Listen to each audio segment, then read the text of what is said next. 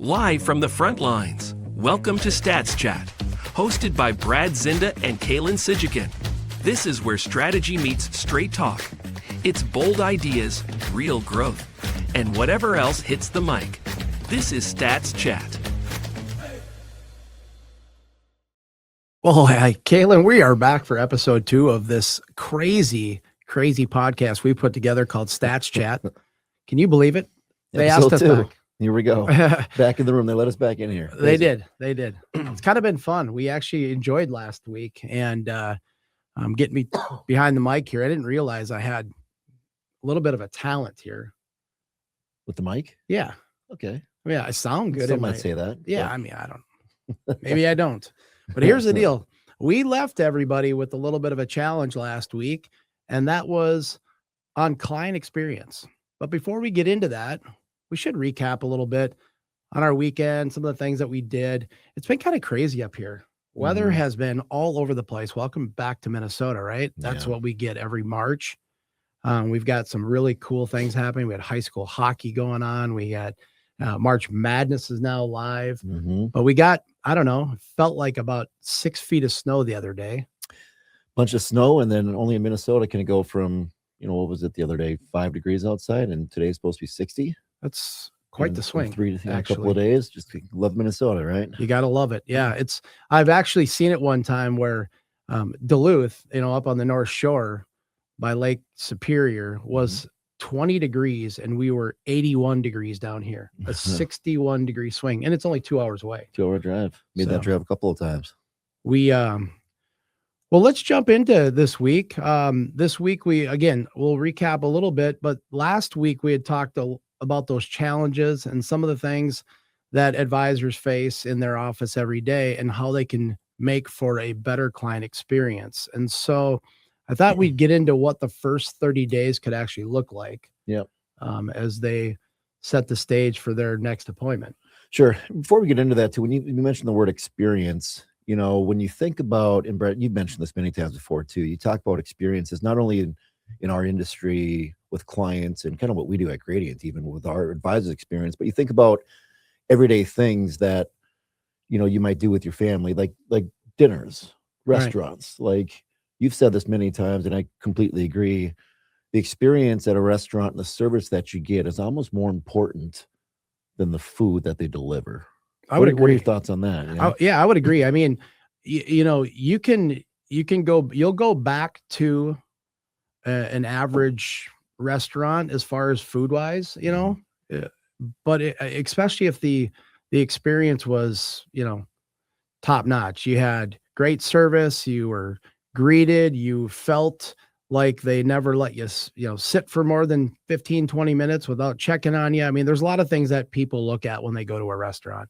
And I use that experience or that analogy is you almost want to run a business like the restaurant, the best restaurant you can find, because it truly is what people talk about. It's almost like when you ask, well, we had a new one, Char Blue, open up. Somebody asked me, how was it? I said, you know what? The service was fantastic. I didn't even start with the food, so it's just what people talk about. Everybody's going to put a good steak in front of you, especially at a place like that, but it's truly the experience that brings them back for more. I mean, honestly, that relates really to what our advisors do every single day, right? I mean, at the end of the day, as you guys know, there's a lot of competition out there. All right. There's shops on every other corner in a major city. So how do you stand out? Like, what makes you different? You might think it's your product and solutions and the plans, but at the end of the day, I mean, you're selling yourself, you're selling your company, you're selling your service and the process that you have in place, and really the experience, right? That makes total sense. And, if I were to ask you something, how many advisors do you think lose clients before they really become clients? Probably a lot more than you would think. You know what I mean? Especially the early on with it. I mean, I don't know what the average lost case would probably be, maybe 10%, maybe more, some people, right? Obviously the good offices probably lose none. But if you're out there and you lose some cases from time to time, someone free looks a policy, someone doesn't move forward with a transfer. I mean, hell, nowadays transfers may take 30, 45 days, right? The last thing you want to do is not stay in contact with someone like that to lose a piece of business that way. For sure. Right. And good offices don't. Right? For so, sure. So what are they doing? They're having experience, right? Absolutely. And it's usually not because of some kind of performance or fee, but it really truly comes down to that experience felt average. And so, you know, most advisors that we work with, they don't seem to have that marketing problem. It becomes more of an onboarding problem. So some of the things that we talk about is, you know, working on that upgrade your onboarding from that first touch to day 30, which is really the title of our podcast this week. It's the first 30 days. But you know, those onboardings, they become transactional at times, paperwork, statements, processes, and top advisors build a relationship more times than before they build that portfolio. And that's the important part. Totally agree. You know, also that kind of brings to mind here a piece that we have here, is we can make that one of the calls to actions here today. We have a couple pieces you guys can get from us that outline the timeline that a client can realistically expect, right? Not only on the annuity side, but also the AUM side. So it outlines them straightforward what to expect week 1, week 2, 10 days into it, 30 days into it. And it really, if you can set the correct expectations and the timelines with clients up front, and not just seem so transactional, like you mentioned. Right. I mean, that helps really set the stage. No one's surprised if things take a little bit longer than they should. Our office will remain in contact with you, but at least they know getting into it what to expect. Nothing worse than telling someone this thing's going to take 10 days, and here we are 45 days later, and you're just hoping and praying something goes through, right? So if you set that stage. And this is the retirement, right? This is the money that they've worked so hard for.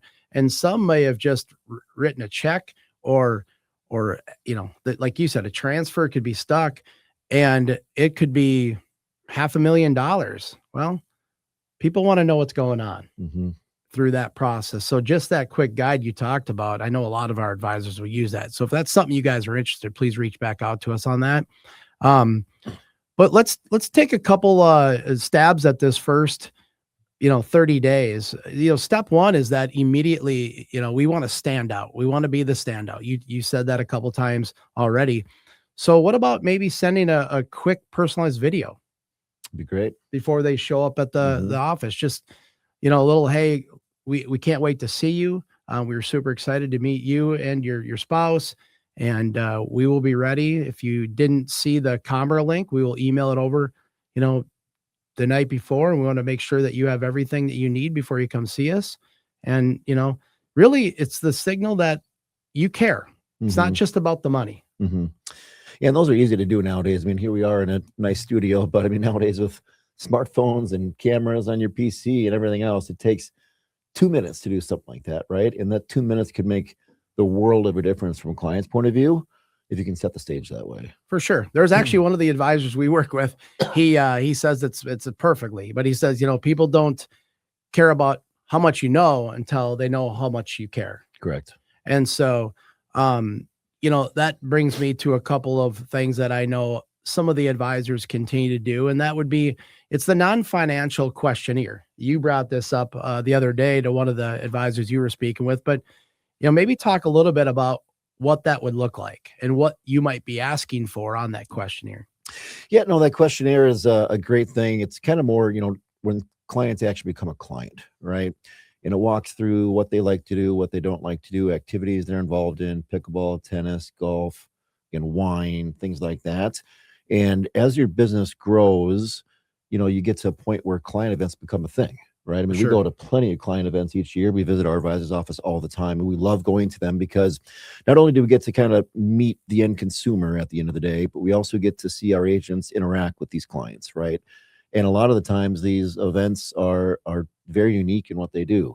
You know, bocce ball, right? Things at baseball games. And the last thing you want to do is invite someone who hates baseball to a baseball game, right? It just doesn't come across well from a client's point of view. So the more you can know about them, just a simple questionnaire, drop it in Wealth Box. And then, you know, when you send out invitations, you know, who should go and who shouldn't go to these things. For sure. It is always good to know what hobbies they enjoy, you know, what's, you know, what family interests they might have. Do they love to travel? There's just so many things that we can uncover with our clients that, you know, when they come back through the next day, you know, for a review or whatnot on a policy, maybe you ask them about their last vacation they went on, because you know that vacationing for them is super important. Yeah. Just the little things. Yeah. Talking about client events real quick. I know you've mentioned this to me a couple of times. What was it? Frankenmuth? Yeah, Frankenmuth. That is actually a place I just did not know existed. I didn't even know it was a destination. Like it is now. For me, we will be back. So for those that don't know where Frankenmuth sits, it feels like it's about an hour and 30 minutes northwest of Detroit. And this is the capital, the Christmas capital of the world. I think they celebrate Christmas 364 days or 3 days. It's something Sounds like that. Expensive. Yeah, it's a day or two that just to kind of sweep everything clean and start it all over again. It's honestly, it's amazing. But we had an advisor did an unbelievable client experience there. And it was super fun, and people were able to kind of get in the town before and enjoy a little of that culture that they bring. It's almost like, you see that big sign when, the not Vegas Vacation, but the vacation one where they went to Wally World. I forget what it was, but yeah. Anyway, it really doesn't matter, but you see the big sign that said Wally World. This is the same thing. It just says Frankenmuth, and you go into this whole another world. It's just amazing what they've done there. Well, on the topic of client events too, there's a lot of advisors out there that see the return on investment with client events might if they haven't done them, they're kind of a little hesitant on doing them. When we talk to advisors, we kind of tell them the importance of doing them. What are your thoughts on that? It's a little different than spending 10 grand on a seminar, right? When you spend 10 grand on a client event, some people are just like, oh, well, I already got their business. I'm probably not going to get any more. They don't really see it as an investment and really a true return. We don't agree with that, obviously. Yeah, no, I think client events are definitely a must. Not only does it show, how much you care about your clients, bringing them to something, and some, make it educational too. I've been to some where they've had some experts talk, on tax. GI shows up. GI, we've had, some of our CFAs on staff here do an incredible job, go out and talk about market updates, and really it brings another layer to that advisor. And it also allows all of those clients to mingle a little bit. They talk about, things like how long have you been with the advisor or whatnot. And not only that, but it just starts to make people feel more comfortable with who they're working with. But yeah. And obviously you want them to bring a friend or two, right? But nowadays, people inherit money, people sell homes, they, run across money they didn't tell you about to begin with. And you just never know when a client comes to one of those things. And I've seen it before, where a client will be talking to an advisor and be like, you know what, I need to come meet with you next week. Something came up. I sold my house. I inherited this. I did this. Or there's an account I just never told you about because I was new. So you will make money on these events. There's no question about it. Plus build better relationships, more referrals. If your business is at a point where you can do them, we highly recommend doing client events a couple times per year. Yeah, absolutely. And that kind of falls along, that path in that first 30 days of, setting the stage for what clients are going to fall into what events. And, to your point earlier, we're probably not going to bring somebody that doesn't like baseball to a baseball event. So make sure that you have everything dialed in on those clients, get the hobbies, get the interests. It's definitely worth the experience at the end of the day for your clients to see how much you really do care about them. It's just not about putting their money in portfolios. Maybe it's, just not that annuity. It's just the big picture of everything is you truly care and you are putting together a full plan for not just them, but their future, leaving that legacy behind as well. So with that being said, we've got a couple, we're going to wrap this thing up. We've got a couple of challenges, like we told you from week one, we're going to leave you with. Hopefully, again, you've worked on some of the challenges from last week on that client experience and that first few touch points when they come to your office. But Kalen, do you want to kind of go over the first one we're going to throw at them today? Yeah, this is I don't know if it's a term you came up with, referral multiplier. I like that, actually. I think I like it. I don't mind that. Yeah. Might be one of the only ideas you come up with here that I like, but I do enjoy that one. So, it sounds pretty basic, but asking some of your top clients for introductions. So here's the thing about your top clients is most clients know clients like themselves or know people like themselves, For right? sure. Like you hang out with people that are similar in nature to you. I'm sure you had a lot of friends growing up, hockey families that you just, Absolutely. and families like that hang out with each other. And a lot of those people have the same morals, and a lot of them have the same amount of money. They live in the same area. So, I mean, if you can just ask some of your clients in the right way, there's a right way to do it, but there's nothing wrong with asking people for an introduction. And that's all you need to say. Is there anyone that comes to mind that, could be an introduction to me and my firm? Have you enjoyed the experience with us? I mean, that's all it takes.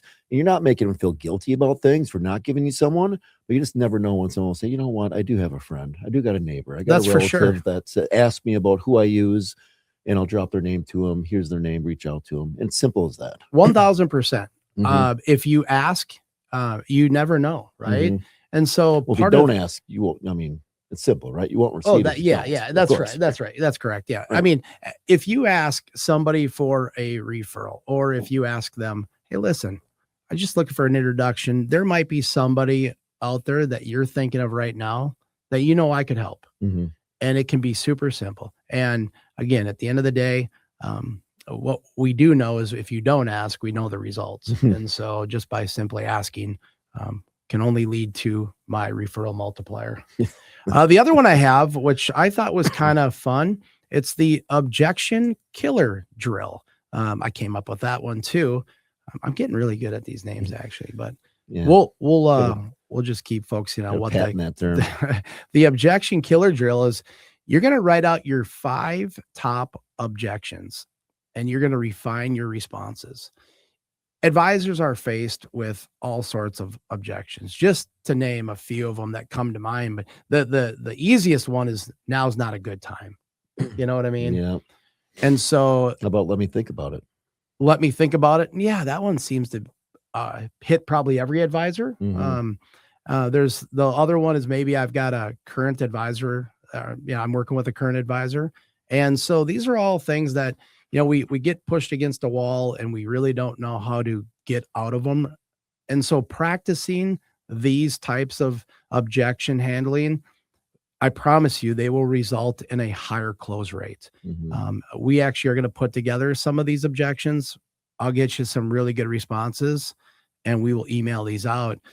But think about what that means when you guys sit with clients every day. We know we have to handle these at some point in time. So let's Mhm. sharpen the pencil on these. And I think that kind of goes full circle too as we wrap up here. But I mean, I'm sure if the experience was different than they've ever been through before, you would assume there's less objections, right? So it brings us right back to the beginning of what we talked about here today. Make that experience the best from a client's point of view. Make it seamless for them. Stay transparent with them. Tell them what it looks like. Like most people retire one time, right? They only do it one time. It's not like going to the doctor. They don't know what's happening next. That's They've never correct. done it before. So if you can make that experience transparent, tell them exactly what's happening. The checklist we can get in your hands will help clients know that. You can show them exactly what to do because no one likes surprises. No one likes surprises, especially when it comes to money. I can promise you they don't like surprises when it comes to money.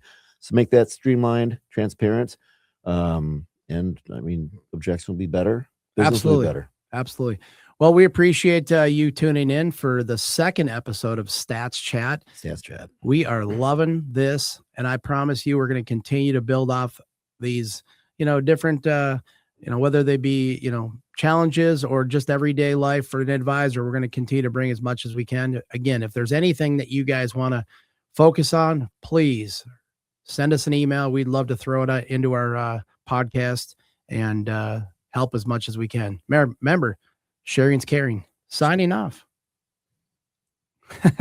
Brad and Kalen do not offer investment, legal, tax, or accounting advice and are not affiliated or endorsed by the Social Security Administration or any government agency. The opinions herein may be from personal experience and may not necessarily be those of Gradient Financial Group, its employees, or affiliates. Any results, topics, or outcomes are for informational purposes only. Financial professional use only.